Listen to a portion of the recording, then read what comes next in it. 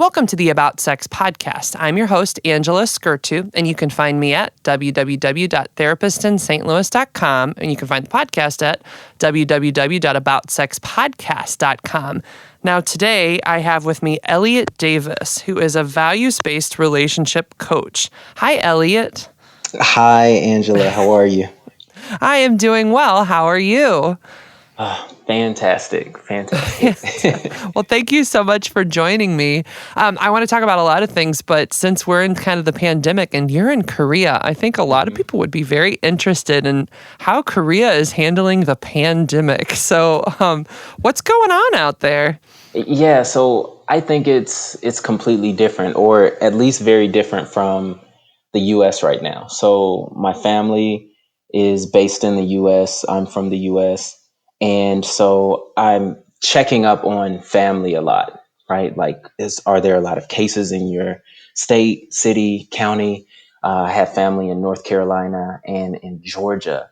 And, it's very interesting to witness and observe the difference in responses between people when told to wear masks or when told to socially distance or kind of come together to beat this thing. So that's probably been the most interesting thing in terms of differences to observe. But in Korea, we're doing pretty well. We have most of our freedoms. We have to wear masks for public transportation or in taxis or common areas, things like that. But no restaurants are shut down. No, some of the schools did for a while, but those are opening back up now. Are the kids wearing the masks all day in school? Because I know that I was curious about that. Yes. So you're supposed to wear masks all day in school and at work. And I think we're a little bit lax with it at work, but depending on like the context and how close you're sitting to people, some of us are a little more strict. Well, and you were saying earlier before we started taping that you get these alerts all day. So what are these alerts that you're getting on your phone? So interesting. Probably the most nonsensical one I got was during my wedding. So I got married during COVID and we live streamed it on Instagram. And I got an emergency alert on my phone that was basically saying, "It's crazy out here, wear a mask." Or just make sure you wear a mask. And it cut out the video and audio stream for 5 minutes in the middle of our vows. So I didn't realize it until the very end. People were panicking, thinking we shut off and things like that. So sometimes you just get reminders like that, wear your mask. Other times, based on your location, because it's geofenced, it's saying there was a confirmed case near you. If you have been to any of these places at any of these times, please go get tested. And they're very specific. So they will say, "Hi, you are in the Gangnam area. Someone was just confirmed and their daily schedule was as follows. At 2 p.m., they were at Starbucks for 30 minutes. And then they went to a Baskin Robbins. And then they went to the doctor." So they will be very detailed in contact tracing. And if you have been exposed to any of these areas, they want you to come in and get tested. And testing is easy. It's widely available and people can get it done fairly quickly. All right, now before we get into this next conversation, I just want to stop to give us a word from our new sponsors. So I am now working with a really cool company called Let's Get Checked. You can find them at trilgc.com/staykinky. What's really cool about this company actually is that they're doing testosterone testing for men and hormone checks for men and women. A lot of people are struggling with hormonal imbalances and reduced testosterone levels, which really can impact your sex life. And so more and more men and women are trying to test their hormone levels to see how they're doing. 1 in 4 men over 30 are actually low in testosterone. Symptoms you might want to look at include fatigue, erectile dysfunction, low sex drive, anxiety, brain fog, even having a hard time making decisions, which is basically most of my client population.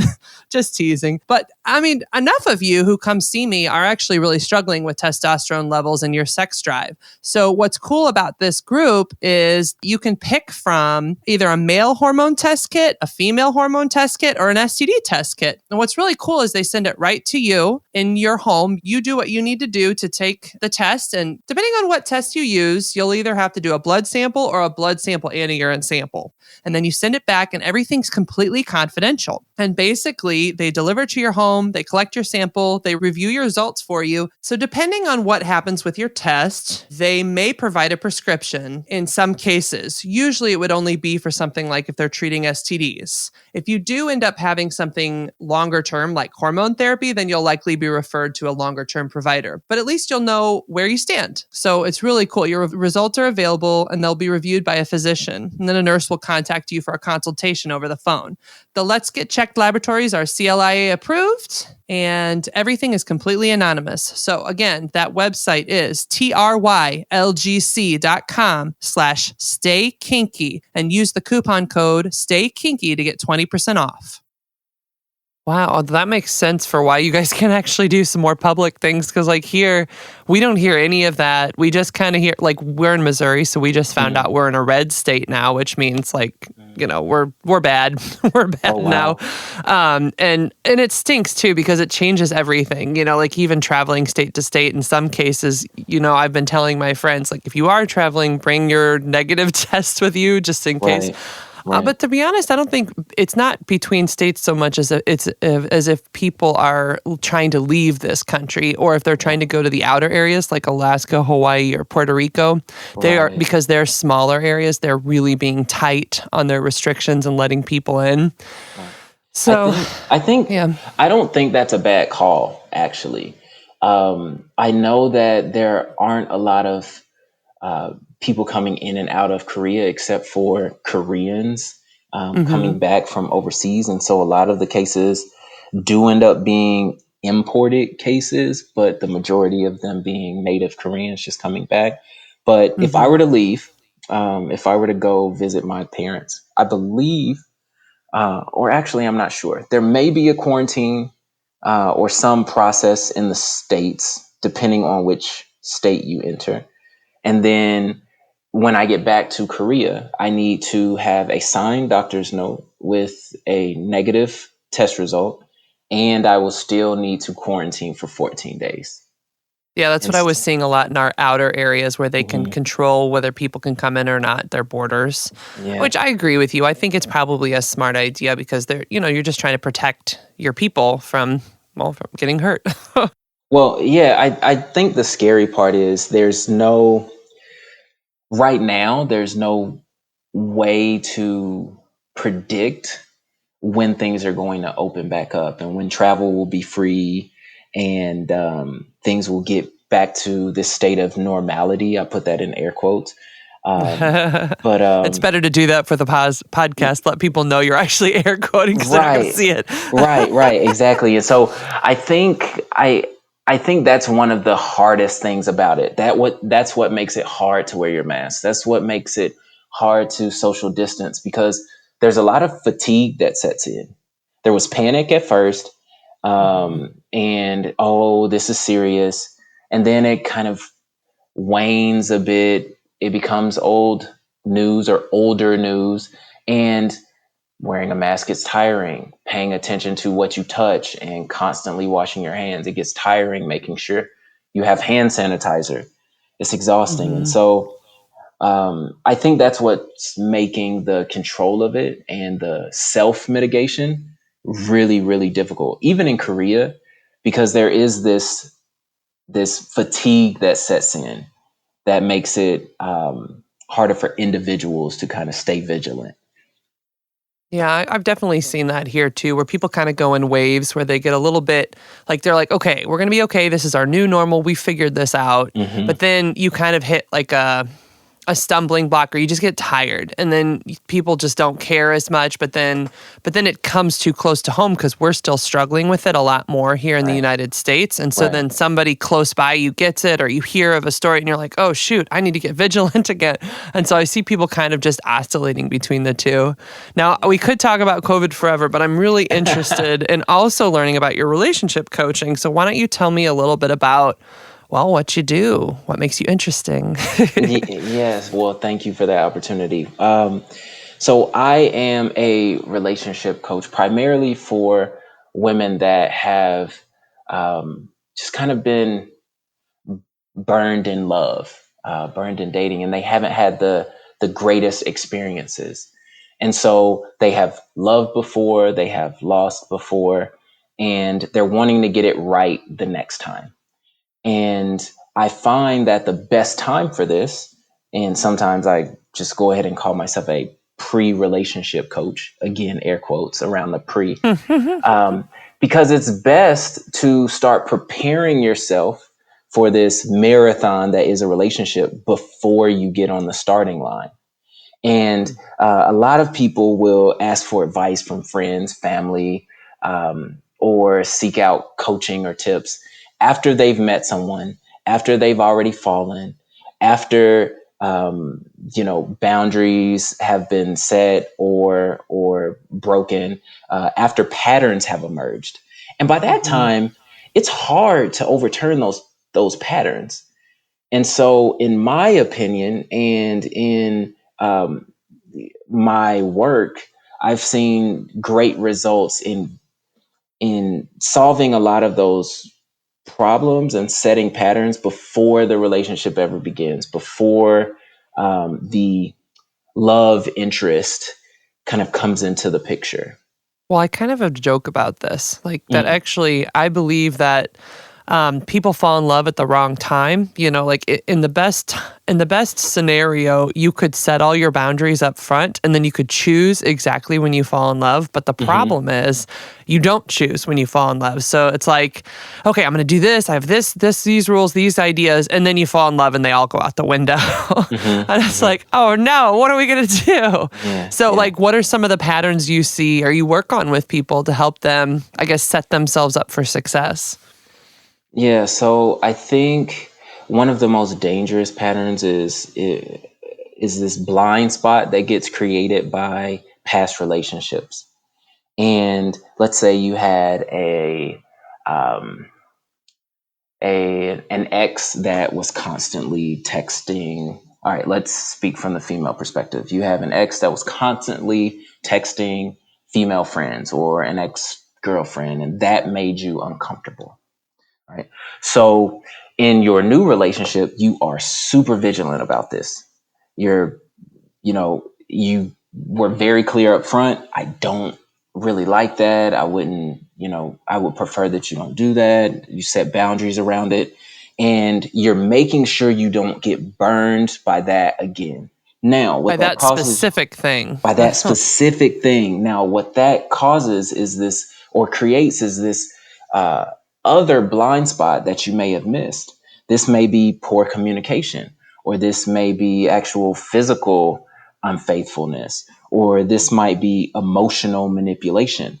But you're being so vigilant about not repeating your last mistake that you don't catch yourself making your current mistakes. And so that's where your point around the perfect world being you set your boundaries, you can control when you enter and exit relationships when you fall in love. That's where setting those boundaries up front gives you the best fighting chance, I believe. And my I've shown through clients to stick it out and make sure that you're setting yourself up for success in your next relationship, because you Well, so really what are do some have of to the, have some. go Oh, on, what were you going to i say? was i Go was on. just going to say that before you ever begin, you really have to understand your deal breakers and your non-negotiables, for Well, so instance, what's and an those. example of a question or a way to help people figure out what their deal breakers are? Yeah. I think you can look to the past. You can look at past relationships, things that hurt you. You can look at the relationships of others, whether those were positive or negative relationships. I do find a lot of value in observing happy couples, and they can demonstrate healthy boundaries a lot of times. And then the third area is your values. So, what is important to you to present through your relationship? Do you want to be complete honesty, or are there portions of your lives that you want to keep personal? Do you want to um, be sexually um, sexually free and experimental, and you have a non-negotiable around that? Well, that's something that you would want to clarify up front. Um, if you have any unique personality quirks that need to be embraced, things like that, then it's important to find a partner that can match that and complement that. And so those three areas, kind of your past relationships, the relationships of others, and then just doing your homework around what are your values: communication, honesty, faithfulness, sharing. Um, those are some of the basic ones, but you can get even more granular based on what you know to be important to you. So would you say then that some part of me is imagining, when do these things come out in a relationship? The first thing I think is, all right, you're sitting at your first date and you just outline this for the potential candidates. Like, Yeah. so here are my values. Here's what I would do. And I was thinking, would that bombard somebody on a first date? So how do Yeah. you encourage your clients to like bring this stuff up with new people, without bombarding them essentially with the whole like 3-page essay? Right. Now you're going to lose some people here, because you are exactly right. You can't outline everything on the first date or even the fifth date. You're not there yet. Depending on the flow of conversations, your chemistry, you might not be at that point. But the more time you spend in your values, in your boundaries, deal breakers, non-negotiables, the more convinced you will be of their value. So whether it's the third date or the 33rd date or the third month, you can, or the third month of the relationship, if something goes against those values, then you have already convinced yourself and told yourself that these are important. This is something that I can't do without, and that you are more likely to communicate towards that with your partner, or make a decision for self-preservation. I mean, I think a lot of people neglect their own hearts in relationships because they see the writing on the wall, but it hurts less while you're in it together than breaking up or having a difficult conversation, potentially getting into an argument. It's very tough on people. But if you can be convinced that that's the right thing to do, if you hear it, if you have validated it and affirmed it in your mind and heart, then I think it's a lot easier for my clients when they do meet someone to be strong in those areas. So can I ask you, how does one practice living in their values, whether they're single or in a relationship? That's something you said earlier. Like, you need to be confident in practicing your values. So, like, what are ways that you help people, one, identify those, but then two, practice living in their values? Yeah, I think it's being intentional about what you want and how you want to get there. So let's use the value of open communication. You grew up in a household where your parents kept secrets and your father left when you were 10 because he was leading a double life or something like that. So now Your you are typical childhood story. your typical childhood story that you read about in the fairy tales, I right? know, right? Okay, come Um, on now. but extreme examples that will stick with I people. They'll 100% do. remember I'm it. a therapist. I have like so many of those. But go on. It was They'll just funny. remember It's like, it. just consider this typical story. Just, Everybody does this. just All right, go imagine this. on. I'm sure you know someone like this. I Um, do. and so you have this situation, and it's about going into a relationship. And no, you don't have to lay your 3-page essay on the table on the first date. But when challenging things arise, when you're questioned about your ex, or when you ask a question about um, their romantic life, or what they want in their future love life, or do they want what type of future they see with you, you are forthcoming, you are completely honest. And so you're demonstrating this value you have, and it's not a surprise when you ask for it in return. I think that's one of the instances where a lot of conflict is created, when you are requiring something that you haven't taken the opportunity to demonstrate. And it causes this disconnect and this comparison between people, especially early on in a relationship as they're trying to find their roles. You both have to kind of stand beside each other and walk in the same direction, metaphorically, in this open communication, in this transparency, given that example. That might be about your past, about your love life, about your future goals, um, or anything deep or shallow in between. But if that's your value, you have to lean into that. Well, it sounds like you're talking about modeling, right? So you can't expect a partner to do things that you aren't also doing, right? Like if you Yeah, want right, somebody to be exactly. open with you, you have to work on showing that openness yourself. If you want somebody to be vulnerable, you have to put yourself out there and be vulnerable. If you want somebody to initiate sex, for example, then Hmm. you have to work on initiating sex too. It can't just be all Exactly. one person's job, you know? And so that's what I Exactly. think I'm hearing you say is that, like, no, you have to be the person in some ways that you want to attract, not 100%, but like be acting in the ways, like whether it's respectful communication or conflict resolution, you know, like you have to be willing to do it too. Yeah, you have to demonstrate that. And what I found is a lot of people want that. So going back to our extremely common, typical storybook example, they want Sure. that open communication, but look at their childhood or maybe look at their past relationships. They never learned how to do it. They Hmm. didn't learn that that was the right way. So they want it, but they don't trust it. So then it's all right, how do we incentivize ourselves to find value in being more open? How can we model that behavior for our partners? Because it is not uncommon for people to want the things that they can't demonstrate, or the traits, want in a partner the traits and characteristics that they don't have. Mm. That's the whole "you complete me" argument. Sometimes I've heard that, and so um, it's really just being real about, all right, here are my values. How am I going to demonstrate this? How am I going to um, infuse this into my next relationship so that it has the best chance of lasting?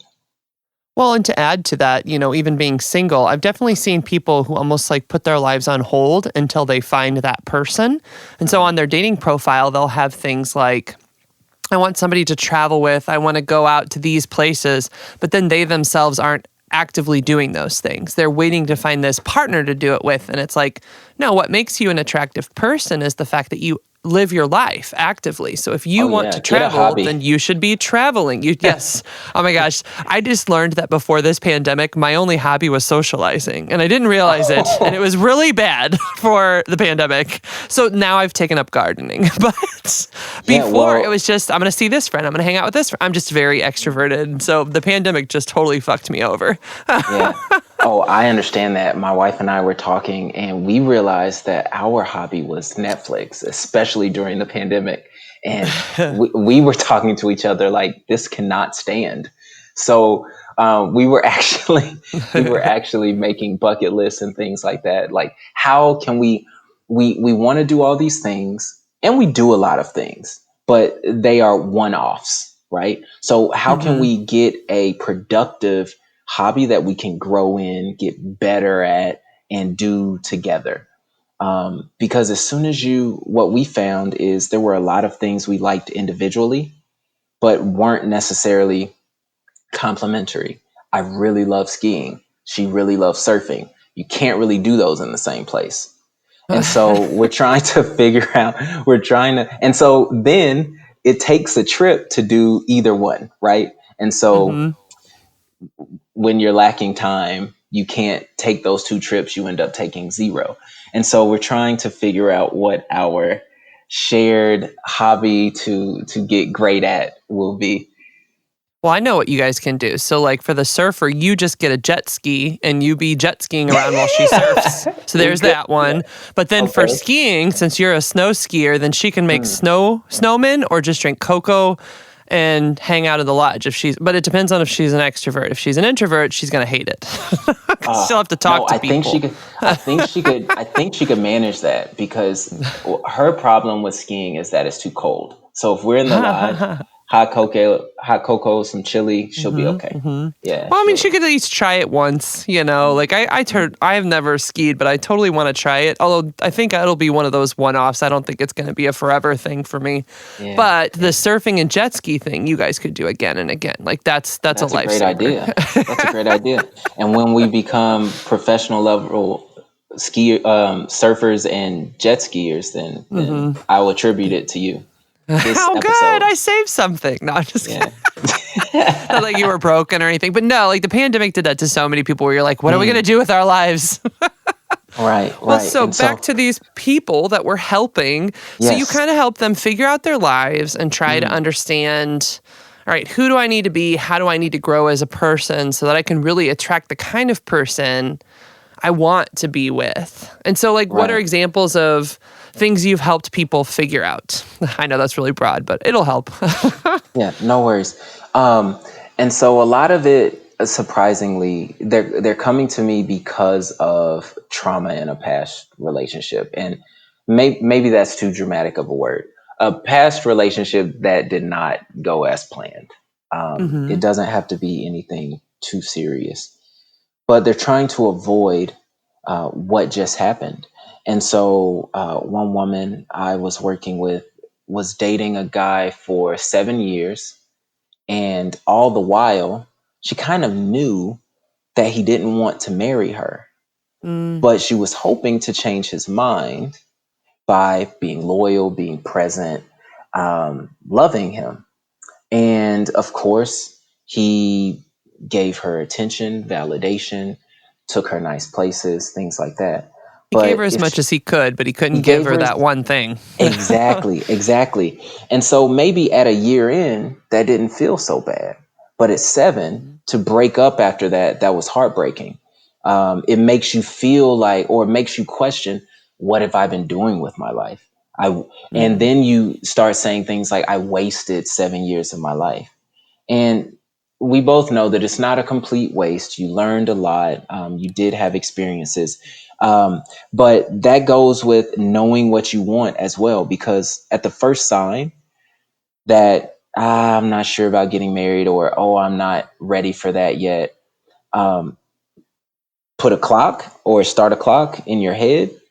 And after that clock expires and they haven't made a decision, you can't wait around for that. If your intention is to get married, or if your intention is to have a child or be in a serious relationship, like some folks had uncommitted relationships for a year, not necessarily unfaithful, but just wouldn't take the step to say we are boyfriend and girlfriend. So they're stuck in this hmm talking phase.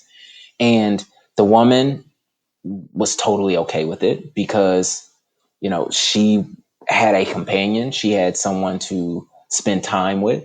She had someone to dote on and show affection to. Also, very important for a lot of my clients. And so, with those things, she was content. But if she was being honest with herself, she wanted something that she was more certain and secure of the future, and she didn't get that. And so they'll come to me for that. It's about taking learnings from that. How did that make you feel? Have you changed your mind on any of those desires? Do you still want to get married? Do you still want to be in a committed relationship? Okay, let's set this as a boundary. What are some approaches you can use to make sure you honor those boundaries? And so that's really the first step, because women are super duper smart and they always know what they should be doing.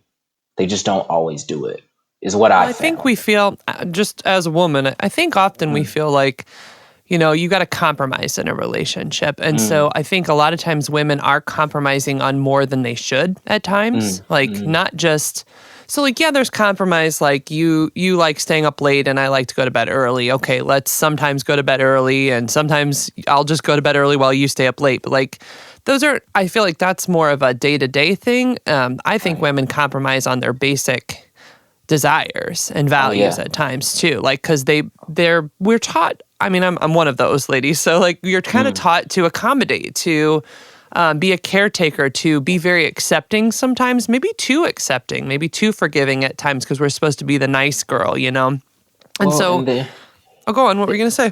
well, um, a lot of women are just very good at resolution and finding solutions, whether that be a compromise or sacrifice. Smoothing things over is a Hmm. huge skill.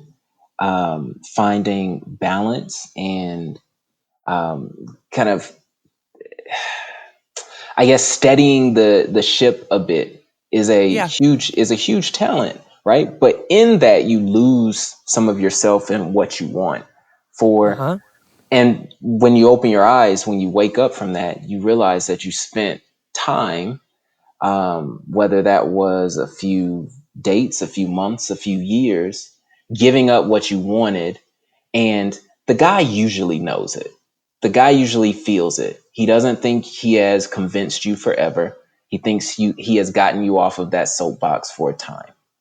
Mm. And so there's always this awareness in a guy, and that it will come up eventually. And then some misplaced anger when it comes up, right? We're like, oh, we Yep. settled this. We've compromised. We said we weren't going to have kids. You said that you were cool with just hanging out. You said you were cool with this. And so there's this anger and non acceptance. And in the face of that, again, a lot of females take the role of the resolver, and they find themselves in appeasement mode and trying to diffuse the conflict. So you were able to bring up that you were discontent about, you know, just hanging out and not being in a committed relationship. But then when the anger comes, you find yourself now addressing the anger. It's become about the anger, not becoming about the status of the relationship. Yeah, And because people push themselves too far past their boundaries. That's something I've definitely noticed. So, like, Mhm. when you're talking about a boundary of, you know what I really want is to be married. I want to Mhm. eventually, and that doesn't mean you don't get married right away. Nobody gets married right away, right? But Right, right. if you if you compromise yourself too long, I actually am anti-sacrifice in Mhm. relationships, so Mhm. go with me on this. But I've Okay. noticed that when people spend too much time sacrificing, that's when resentments occur. And if a sacrifice occurs where they haven't been given some deep acknowledgement for taking that step, Yes. then it becomes a very severe resentment, and that's where that anger kind of comes up, where people are like, well, I said I settled on not having kids for this time, but really I did want to have kids. Well, that's a big sacrifice to make, and I just personally don't know if it's is healthy to make sacrifices in relationships. I do understand compromises and I do understand trying to come up with middle grounds, but sacrifices really are you going against your own value system often, or going against what matters very much to you. And so what I've said a lot is either you should avoid sacrifices or you should do them in small doses, and when people do them, they need deep understanding and respect for the fact that somebody did that. What are your Yes. thoughts on that? Do not sacrifice in silence. Do not sacrifice in silence, Oh, that's because smart. then it just becomes the norm. And if you continue to sacrifice, you start keeping count. The other person Yeah. isn't, because it's just Well, because the it was norm silent. They is don't know you're the, sacrificing. exactly. And so so much conflict arises just because of um, just poor communication and lack of transparency. So then you get this conflict or blow up where they say, "Oh, I gave up this for you." One client moved, so picked up, relocated towards her boyfriend. Picked up, boop, moved, and that was a huge sacrifice for her. Had to quit her Mhm. job. She loses Right? her whole social system and structure, everything, all of her resources, you Yes, know? absolutely. But what does the boyfriend see? My girlfriend is in love with me. She still FaceTimes with her girlfriends. Mm-hmm. She had a few interviews last week. Everything seems to be okay. She doesn't complain about it at all. We we Mm-hmm. we don't usually read between the lines until we have to. It's a pretty clear scenario where this could be challenging for the girlfriend, for the woman in this Absolutely. scenario. And without this conscious acknowledgement of the sacrifice, Mm-hmm. then you have a situation where it's just, oh, that was her choice. That was her choice. I didn't make her do that, or that wasn't too hard for her to do. Um, and I think men and women, when they're faced with a big sacrifice, they rationalize it, and the rationalizing is a half step to sacrificing in silence, because they say, "Oh, well, I lose my job, but maybe I can finally start that YouTube channel, or Mm-hmm. we will be closer to the beach, and maybe I can ride or read near the beach." And the significant other says, "Oh, that's a great idea," and it's hopeful, and she's really just trying to cheer herself up, or he's Yeah. trying to cheer Psych himself up. herself up, and Yeah, exactly. And what and they need from a partner is deep understanding. Like, hey, deep I know understanding. this was a big situation. I really appreciate that you did this. I'm sorry. Like, even being able to say, like, I'm sorry that you did lose those people because I know it means something to you. But Mhm. I think people sometimes kind of struggle with their emotional intelligence or like understanding. Because like you and me, we seem to be having that Mhm. conversation. It's like, yeah, that was like a big deal when that Yeah. person moved. But Hmm. sometimes people don't see it that way. Hmm.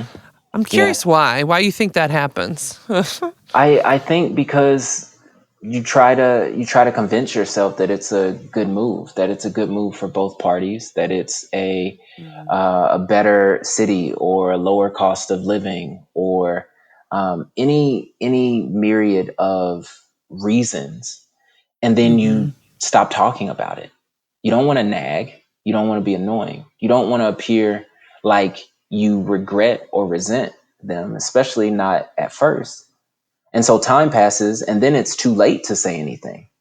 You've been living in the new city for 6 months. It's too late to say um, you resent making the sacrifice, or you hate that it hasn't been acknowledged. And so Mm. time is really, especially in terms of boundaries or patterns in relationships or miscommunication, time can really cause um, some open wounds in relationships, because as the time goes by, it just becomes more and more difficult to recover from that. Things get cemented, changes don't happen, and then your pattern just becomes the norm. It's what you do. You know, one of the things you said there is just striking out for me is that I think that maybe one thing that's helpful for couples is that any topic should be able to come up again. You Mm. know, like I actually understand that what you were talking about where it's like, well, I'm already here. It's already been too much time. It's too late for me to say anything. It's like saying something doesn't mean any actions occurring. Like that's something I Right, always talk to my clients about that no, you're just saying, "Hey, this was a struggle for me. I am glad that we're here in some ways, but I'm also unhappy because there's a lot of work here and it's different and I feel like a fish out of water, you know? It's an example.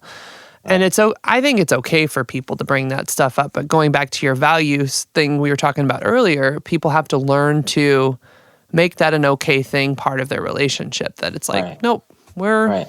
hey, I am still struggling with this. I can, because you can convince yourself out of your feelings for a long time, actually. Right. When I think about it, it's like you psych yourself up, you get there, it's like, no, it's going to be great.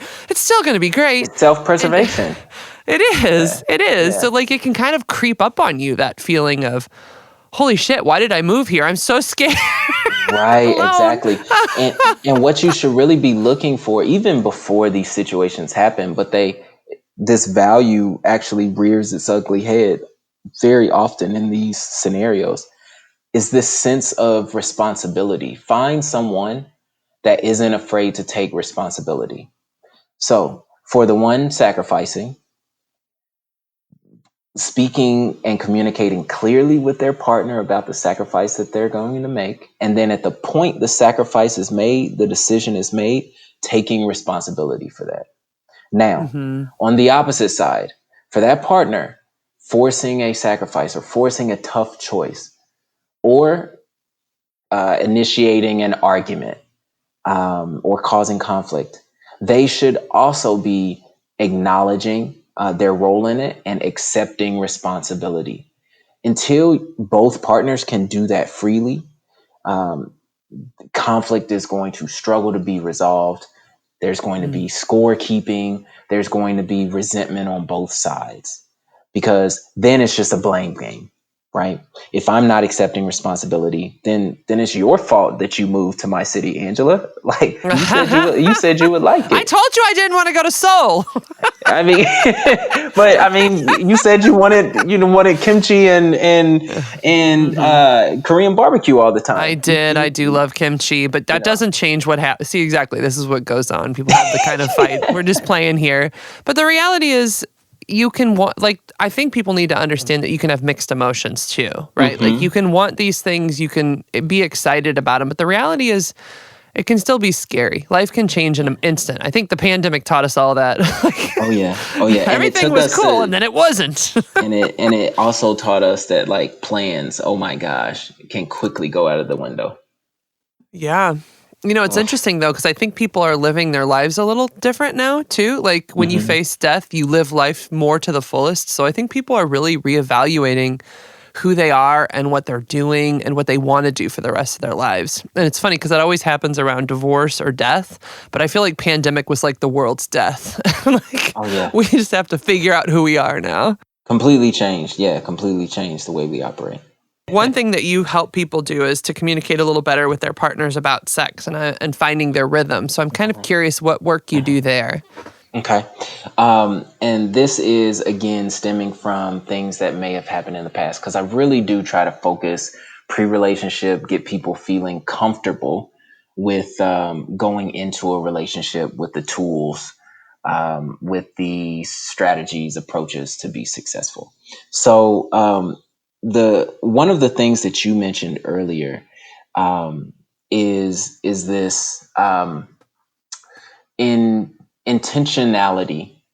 And so you're going into a new relationship. You want to communicate around sex and things like that. It's really key to share your intentions with your partner in terms of, do you want to wait? What are you waiting for? How do you express yourself sexually? What's your libido like? And getting that information from your partner as well. I don't prescribe. I won't prescribe to any particular client like, oh, this is how you should go about sex. And I've heard of 90-day rules and 3-date rules and things like that. I'm of the school of thought that think about what you want and what you're trying to communicate and be intentional with your actions so that you get what you want on the back end. If you don't want something serious, then I think you behave a certain way in sex or at certain times. I think if you may want something more serious, you might communicate differently or a little differently around that. The other piece is just being very open and kind of honest with your partner about once you've engaged in sex, what feels good, what works, what doesn't, and sharing that so that they can respond and kind of pay that back, so to speak, right? So you've shared with them what works for you. They've shared what may not work for them. And then, touching on all of those areas so that you continue to improve, you continue to get better and more complementary to each other. That sounds good. Yeah, I feel like there's so many conversations around sex that couples, I mean, it's hard. I actually knew this guy who would, on the first date, like put right out there the kinds of things he wanted sexually, but he was also not a very serious person when it came to relationships, right? So it was Yeah. interesting because I feel like that helped him to just be direct and to the point. Right. But when it comes to relationships, there's this complex balance of I want them to like me and sex is vulnerable, so I don't know how to share all these things, Right. and I You don't don't know want to that scare it's, people away, yeah, and it's things like so that. true. Yeah, but which is tough though, because let's Hmm. say I like something that is going to scare my partner, right? Like let's say I really, really like it, whatever that is. Then it's probably for the best that we communicate around that early enough to solidify what she's comfortable with, right? Like, Hmm. I'm not comfortable with that. What if we try this a different way, or what if we do something else? And the same for her to me. um, but you're right, like a lot of times you're really trying to be as standard as possible, at least in your speech and your communication, so that you don't offend or don't scare anyone away, right? Well, I've And definitely seen that sometimes, or like people won't bring out their sexual fantasies until a little bit later because they want to feel safe with a partner, or that the partner's not going to judge them. But yeah, then what if it's too late and they really don't like your porn addiction, or whatever? Not that yeah, I don't consider that. I'm just being yeah, silly with that one, but it's yeah. just an But example it's of. but it's but it's true. It's true. And I've had clients or clients' friends talk about that exact same scenario. Or Mhm. I don't really understand this one. Maybe you can share it with me, or explain it to me. I am not okay. This is from the female perspective. I am not okay with porn unless we're watching it together. See, I personally think that comes from the people having a belief that you shouldn't have your own private sex life, which is Mm, something I don't agree with. I think yeah, that people should I have a don't get couple's that. sex life and an individual sex life, and we Mm, have rights to privacy. mm, And whether you watch porn during masturbating or whether you fantasize about your priest, I don't really care. Like it's your internal monologue, and right, I don't like it because it feels like thought policing to me, right, where it's right. like, no, I mean, this really is something separate. This has been a part of my life. Now, if it feels like porn is taking over your sex life, like he's more interested in watching porn than actually having sex, I can see where that would be something that people would get bothered by. But if it's just something somebody's doing on their own, like your masturbation life is your own. And people have a right to their privacy. They really do. Yeah, Although a lot of people won't always agree with me on I that. completely agree. And the thing about, um, so sex life, but in a couple, or in a relationship, is actually, um, a lot of people attribute it to like the cause of a lot of issues, between two partners. Oftentimes, in my experience, I've seen it be the symptom of something that's not quite right, right? Whether it's Mhm. a lack of validation or attention, or lack of service, or effort. Um, it could be other things, kind of external to the relationship, whether there's a lot of stress, or one of you put on weight, or haven't been able to sleep, and things like that. And I get a lot of comments and a lot of questions around, oh my gosh, my boyfriend hasn't wanted to have sex with me in 3 months, and I don't understand it. This can be the result of a vicious cycle. Maybe it was really didn't feel like having sex for a week, right?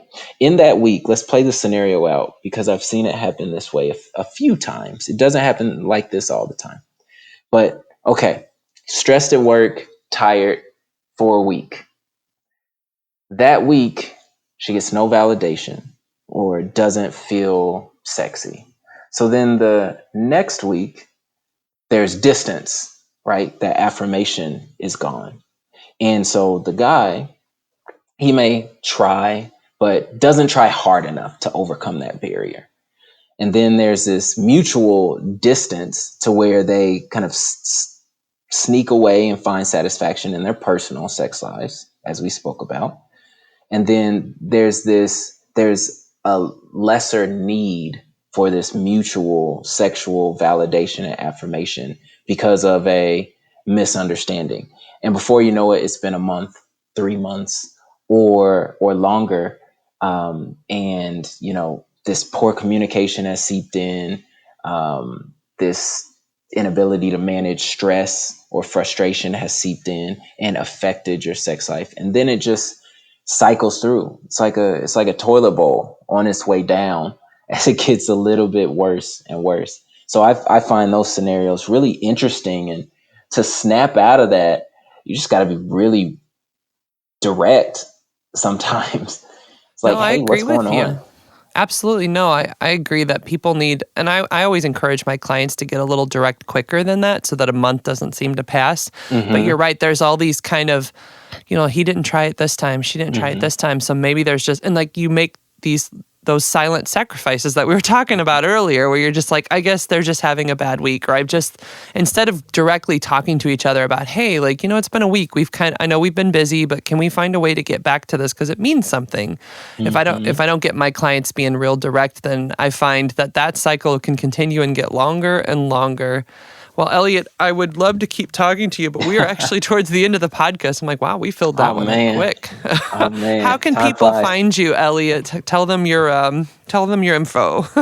All right. I can be found online at www.elliottdaviscoaching.com. The Elliott has two L's and two T's. Very important not to miss that. Mhm. www.elliottdaviscoaching.com. And also on Instagram at _Elliott Davis.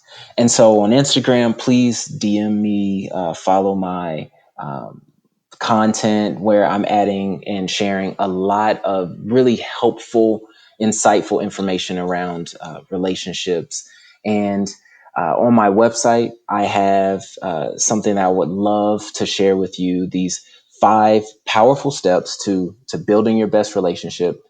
And I want you to read through those. If you have any questions, if you're interested in learning more about those and expanding in your knowledge around those, then have a call with me. There's an opportunity to schedule a call on my website. And I would love to talk you through some of that material and how we could potentially work together to help you find this fantastic relationship that you've been waiting for. Well, thank you, Elliott, so much. And of course, this is Angela Skirtu. You can find me at www.therapistinstlouis.com and also aboutsexpodcast.com. Thank you very much for everyone who's joined us, and stay kinky, St. Louis.